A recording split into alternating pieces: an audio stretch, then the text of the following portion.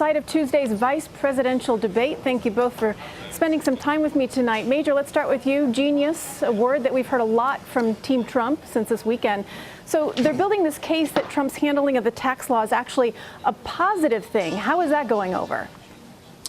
Well, Trump in Pueblo, Colorado today said, you got to understand the context of the times. There was this terrible economic recession in the 1990s. Many people in the real estate business were going out of business. I held on. I clung to my company. I fought through it. I'll fight for you, trying to essentially contextualize what is for many Americans a gasp-inducing loss in 1 year, $915 million. A couple of things that Trump glossed over. First of all, the recession of 1990 to 1991 was among the most mild in the post-war era.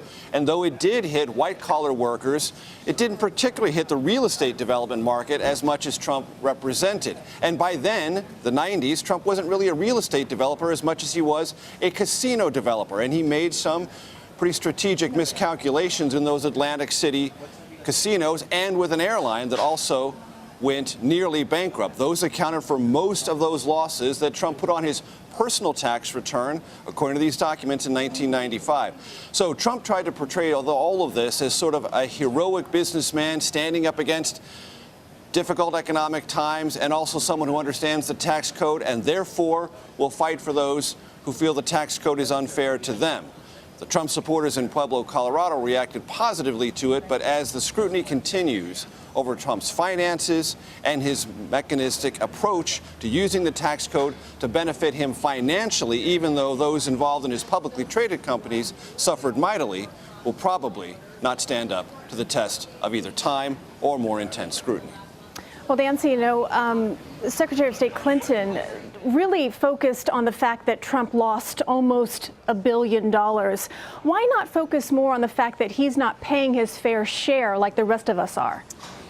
Because his biggest strength, Christine, in poll after poll, is that voters think that he would be better equipped to handle the economy. If you ask them about just about anything else, if you ask them who'd be best handling terrorism, who'd be best handling foreign policy, who'd be best handling immigration, they often give Clinton an edge. But when it comes to the economy, there are many voters who believe, look, this guy has been a businessman. He must be better at handling the economy. And that has been a big frustration for the Clinton campaign, which says, look, we're the ones with the plans. We've got a tax plan. We've got a workable infrastructure plan, and he's winging it, and yet people think he'd be better for the economy. So this is something that they've been preparing for several months. They have been pushing him to release his own tax returns to no avail, but they were hoping that something just like this would happen. And so before you know it, the Clinton campaign came out with an ad attacking him on it. Priorities USA, the largest Democratic super PAC supporting Hillary Clinton, came out with an ad on it as well. And oh, by the way, the person starring in the ad just happened to be an Ohio voter talking about, look, the rest of us pay taxes. Why doesn't Donald Trump? If he doesn't pay taxes, how does he contribute to things like roads and schools and all the things that, we couldn't do in this country if we didn't have a tax base? And Christine, you know that this is something that both campaigns agree on. What is the core vulnerability of this story? It's not so much tax fairness. That's a secondary issue. Both campaigns know the biggest vulnerability exposed by this story was Trump was a crappy businessman in the 90s.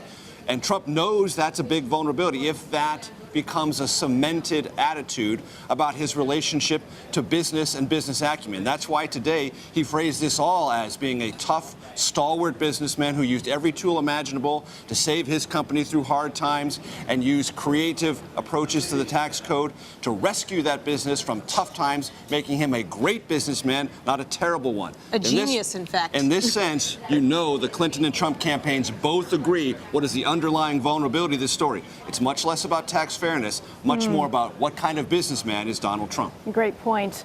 Nancy, you mentioned something about winging it. Major, looking ahead to tomorrow's vice presidential debate, Trump really boasted that he had minimal preparation. Is Pence going that same route? No. Mike Pence is a skilled, trained politician, an intellectual who approaches politics seriously, cares deeply about policy, did when he was in the House of Representatives, did when he was governor of Indiana and still does.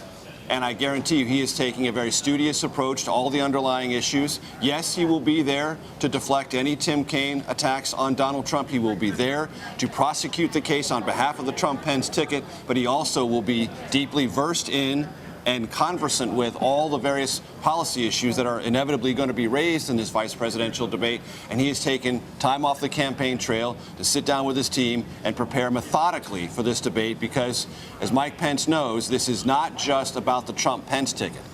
If this Trump-Pence ticket doesn't succeed, this vice presidential debate will also be about a window into Mike Pence's own political future, and he doesn't want to blow it. Nancy, if I can ask you really quickly, the role of Pence and Kaine tomorrow night, are they just surrogates for the top of the ticket here, or are they trying to prove their own mettle, as Major just mentioned?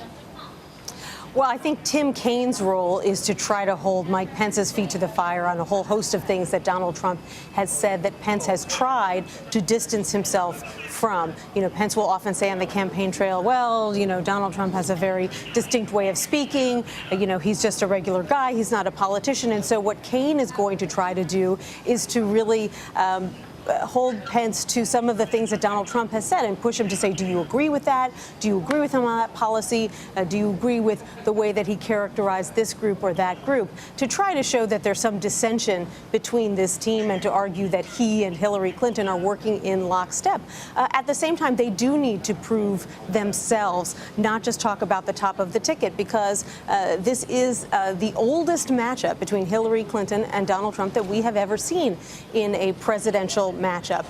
She is 68 years old. He's in his 70s. And so both of these men could potentially end up at a moment's notice having to fill that top role. And so they're both trying to show that they have the gravitas and the knowledge to be able to do that. Major Garrett, Nancy Cortez in Farmville, Virginia, Longwood University, the site of tomorrow's vice presidential debate.